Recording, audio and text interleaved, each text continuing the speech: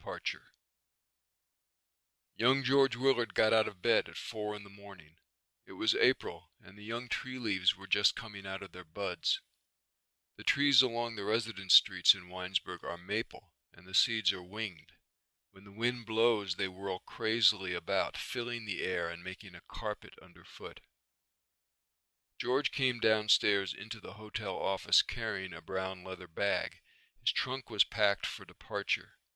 Since 2 o'clock he had been awake, thinking of the journey he was about to take and wondering what he would find at the end of his journey. The boy who slept in the hotel office lay on a cot by the door. His mouth was open and he snored lustily. George crept past the cot and went out into the silent, deserted main street. The east was pink with the dawn, and long streaks of light climbed into the sky where a few stars still shone. Beyond the last house on Trunion Pike in Winesburg, there is a great stretch of open fields.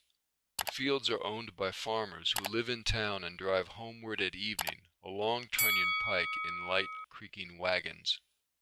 In the fields are planted berries and small fruits. In the late afternoon and the hot summers, when the road and the fields are covered with dust, a smoky haze lies over the great flat basin of land.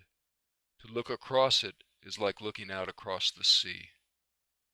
In the spring, when the land is green, the effect is somewhat different. The land becomes a wide green billiard table on which tiny human insects toil up and down. All through his boyhood and young manhood, George Willard had been in the habit of walking on Trunion Pike. He had been in the midst of the great open place on winter nights when it was covered with snow, and only the moon looked down at him. He had been there in the fall when bleak winds blew, and on summer evenings when the air vibrated with the song of insects. On the April morning he wanted to go there again, to walk again in the silence. He did walk to where the road dipped down by a little stream, 2 miles from town, and then turned and walked silently back again. When he got to Main Street, clerks were sweeping the sidewalks before the stores. "Hey, you, George, how does it feel to be going away?" they asked. The westbound train leaves Winesburg at 7:45 in the morning. Tom Little is the conductor. His train runs from Cleveland to where it connects with a great trunk line railroad with terminals in Chicago and New York. Tom has what in railroad circles is called an easy run. Every evening he returns to his family.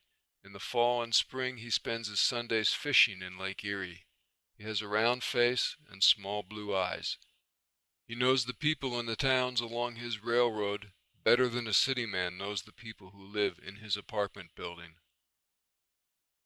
George came down the little incline from the new Willard house at 7 o'clock. Tom Willard carried his bag. The son had become taller than the father. On the station platform, everyone shook the young man's hand. More than a dozen people waited about. Then they talked of their own affairs. Even Will Henderson, who was lazy and often slept until 9, had got out of bed. George was embarrassed. Gertrude Wilmot, a tall, thin woman of 50 who worked in the Winesburg post office, came along the station platform. She had never before paid any attention to George. Now she stopped and put out her hand. In 2 words, she voiced what everyone felt.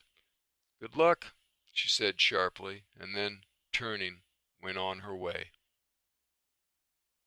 When the train came into the station, George felt relieved. He scampered hurriedly aboard.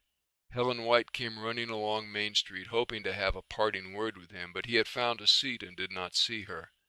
When the train started, Tom Little punched his ticket, grinned, and, although he knew George well and knew on what adventure he was just setting out, made no comment.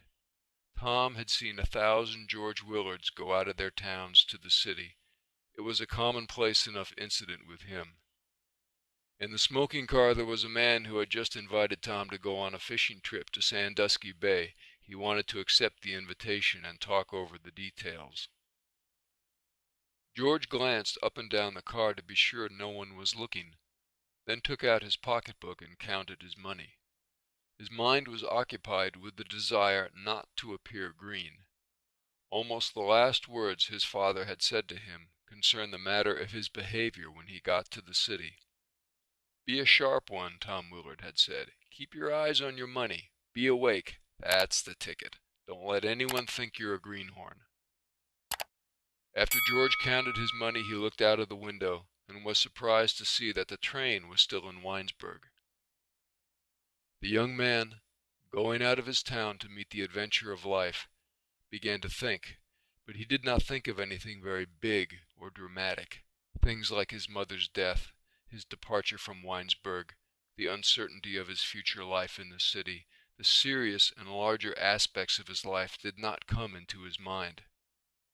He thought of little things: Turk Smollett wheeling boards through the main street of his town in the morning, a tall woman beautifully gowned who had once stayed overnight at his father's hotel, Butch Wheeler, the lamplighter of Winesburg, hurrying through the streets on a summer evening and holding a torch in his hand, Helen White standing by a window in the Winesburg post office and putting a stamp on an envelope. The young man's mind was carried away by his growing passion for dreams. One looking at him would not have thought him particularly sharp.